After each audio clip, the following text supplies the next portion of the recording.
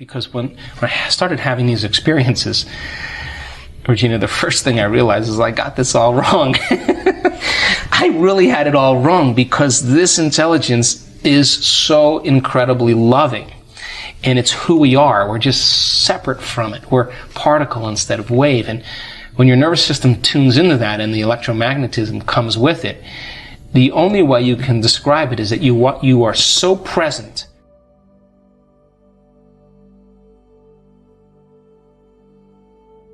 I'm your host, Dr. Joe Dispenza. Let's begin. The very thing we used our whole life to get what we want, for something greater to happen. Absolutely. That's such a paradox. And the moment you step in, it honors free will. So then the person who's the new age person who's saying, well, I'm just going to wait for my Maserati to come to me. This is not how that works. Once you move into a new state of being and you're creating wealth, in other words, only gold creates gold. Lead doesn't create gold. And our job is to take those base emotions of anger and resentment and fear and anxiety, those base emotions, and transmute them into gold. Because right on the other side of our pain is freedom. Right on the other side of our lack is wealth or abundance. Right on the other side of our fear is courage. It's the same energy. It's just trapped in the body. And when we transmute that energy into something else, right? Mm-hmm. Now we have available energy to begin to design a destiny with. So then a person who moves into that elegant state of being where they're expanded and they're enriched and they're in love with life, then they can't go back to the old self, because that is their new state of being. So then if you practice that every day, sooner or later it's going to begin to become familiar to you. And you may feel it, you may see things, you may hear from it. I mean, there are means of communications that can be set up. It's going through that process. So then if you're creating wealth, yes, and you're in the state of being of abundant, you better not be thinking lacking thoughts, because an abundant person would never do that. You can't demonstrate that you're not making choices because you believe that there's not enough, lack of time, lack of energy, lack of money. A wealthy person would never, abundant person would never think of it. You can't feel unworthy and lacking if you're going to be a wealthy person. So by very logic and reason, you got to lay that down and move into this state of being. Now, once you're in that state of being, you can't sit on the couch and wait for the phone call. Once you're in that state of being, you got to start making choices into the unknown from that state of being. You got to trust in the unknown. The moment you don't make the choice, you just doubted your creation. You return back to the known. And so people then, when you're in that state of being, the miraculous happens when you say, okay, I'm going to go for it. But you're not going to go for it as your limited emotional self. You're going to go for it as your unlimited self, and you begin to make those choices, and you step out into the unknown. That's when the miraculous happens, and you say, oh my God, I'm so glad I made that choice. But then waking up in the morning then, and priming your brain and body to make that change is the key. There's 2 times the door to the subconscious mind opens up. Excuse me, when we wake up in the morning, and we go to bed at night. Right. Why? In that crossover place. Because your brain goes from deep delta brain waves to theta brain waves to alpha brain waves to beta brain waves. Why? And when you go to bed at night, it goes from beta to alpha to theta to delta. And if you can't get there, you're stuck in high beta.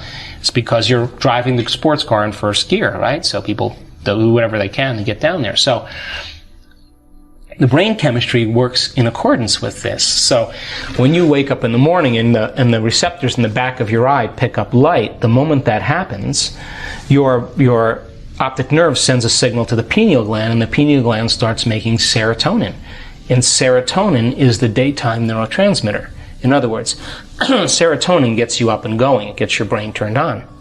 The moment it starts getting dark at night and your eye is no longer picking up visible light, the mechanism starts to change, and now because there's less light, the optic nerve sends a signal to the pineal gland. The pineal gland takes serotonin and starts carving off a couple methyl groups and turns it into melatonin. And melatonin is the nighttime neurotransmitter. So Sarah gets you up in the morning, and Mel puts you to bed at night. Now, when serotonin increases, your brainwave patterns go into beta. That's because you're going to pay attention more to the outer world. when you're in meditation and you close your eyes and you eliminate light and it's dark in the room and you play music in the background, you put earplugs in, you're getting less sensory data coming in from your environment, so the neocortex is not so preoccupied with trying to create meaning between the outer world and the inner world. You're forgetting about the outer world, and the inner world is where you're cultivating something. So then, when you close your eyes and do your meditation, then your brain waves move into melatonin. But if you're waking up in the morning, and you're waking up at 5 in the morning, guess what? Your brain waves will probably be in theta or alpha. You're in your subconscious. You're past the beta thinking, right? We go to bed at night. I have friends that are artists and playwrights and musicians. They stay up till 2 in the morning. They love that 11 o'clock till 2 in the morning. They're nighttime. They're in alpha. They got all these creative ideas. There's, me, I'm a morning person. I wake up. I'm up at 4:30 or 5 in the morning. It's my time to create. I set aside a certain amount of time. That's my time. Because the rest of the day I'm serving. So I like to get myself right in the morning, right? So doing that then begins to alter brainwave patterns. Now, if you move from beta to alpha, there'll come an amazing moment where if you do this right, you'll slip into theta. Now, theta is when your body is asleep, but your mind is awake. Yes. So think about this. If your body's asleep and you've conditioned it to be the mind through addictions or habits, the moment the body's asleep, it's no longer the mind. So there's no longer any resistance. And that's where instantaneous change takes place. If you go too far, you slip into delta, and that's called deep sleep and restorative sleep. And people say to me, well, I really can't meditate. And I say, really? Where do you meditate? Oh, in bed. Yeah, well, get out of bed. Boom, a trip, fast track to because you're going to go right to delta. Yeah. So then, what we noticed in our research, to finish that other thought, is that there comes a moment when you're in that coherent level of alpha that all of a sudden you slip into theta. And all of a sudden, when theta turns on, all of a sudden you start seeing this amazing change take place. And the body becomes so relaxed, and the energy centers, the sympathetic nervous system, switches on. But instead of switching on like you're being chased by a tiger, or switching on like having an orgasm, or ejaculating, or switching on for whatever reason, it's switching on in balance with the parasympathetic nervous system. Yes. So the parasympathetic nervous system settles the body down, but now the sympathetic nervous system turns on, and here comes that energy, and whoosh, it travels right up the central nervous system, and when it hits the brain stem, switches on what's called the thalamic gate, the reticular activating system. All that energy now hits the train station, the docking station where all the neurons go, and boom, it hits the neocortex, and now you're producing gamma brainwave patterns, and gamma brainwaves are super conscious brainwave patterns. In other words, the inner world is the real world. The experience is so profound energetically that you never forget the moment.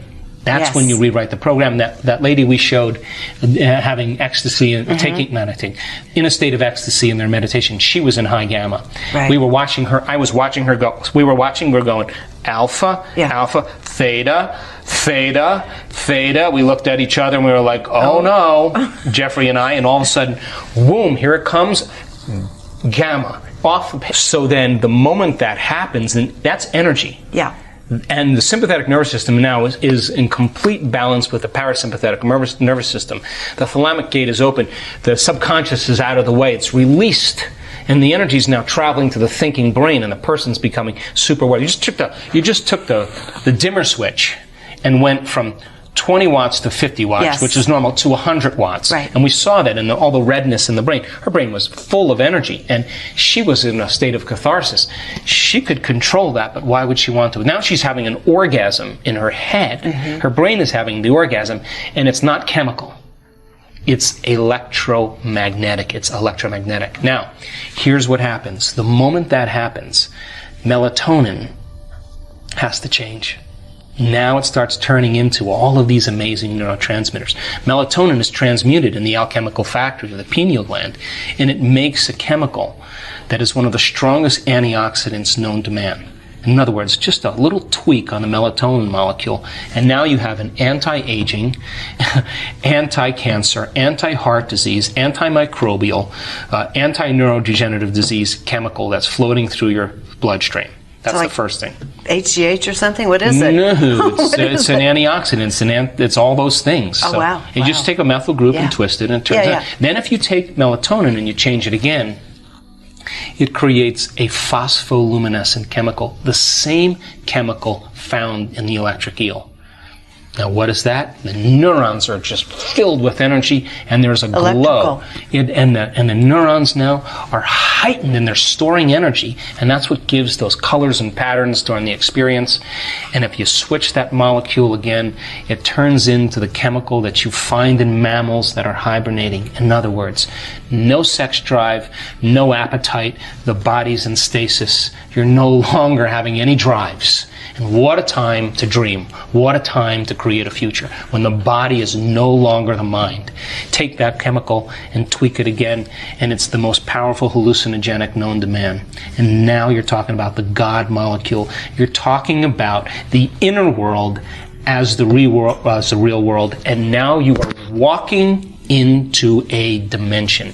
And this is where you go from space-time into time-space. And that's the vision quest or the lucid experience or whatever mystical moment that has been talked about for antiquity. And it takes a little bit to get people to this point, but when the neurotransmitters change, the chemicals are a downward causation of a shift in consciousness. And when that happens, holy hell, because the person will never be the same. I've had experiences, I understand them, and you can't go back to business as usual after a few of those. Okay, and you just dropped it in passing early on.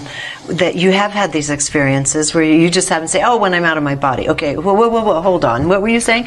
So I assume that also this is the crossover period that makes that kind of experience available to one, right? Yeah, I think, my interest is to demystify this. Right? So let's demystify it. I mean, information, you teach people information, you teach them how to do it, and then it creates transformation. If we can measure transformation, that's more information to teach transformation better, and we can close the gap.